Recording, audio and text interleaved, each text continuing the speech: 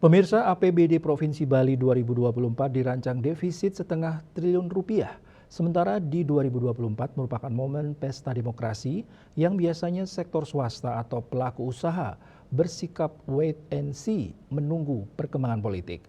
Namun nyatanya APBD pemerintah Provinsi Bali tahun 2024 dirancang 6,35 triliun rupiah, lebih rendah dari 2023 yang sebesar 6,9 triliun rupiah.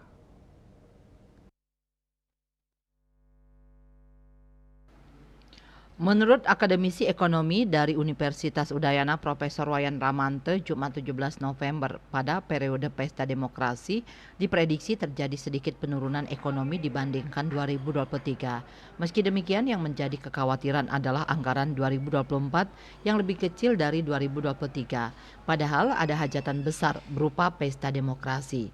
Sementara sektor swasta sendiri pada saat pemilu biasanya bersikap wait and see, terutama di bidang investasi, sedangkan yang paling utama memicu pertumbuhan adalah investasi.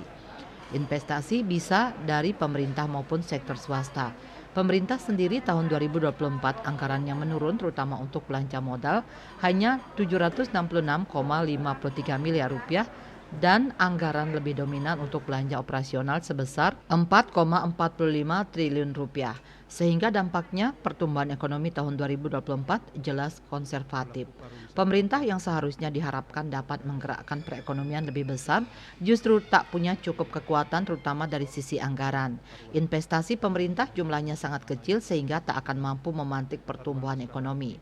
Sementara swasta berkontribusi 75% pada perekonomian daerah Bali tidak berani juga berinvestasi karena wait and see. Yang bisa dilakukan adalah menjamin tahun politik tidak menimbulkan gangguan keamanan. Momen tersebut harus benar-benar dinikmati sebagai pesta demokrasi, tidak boleh memanas.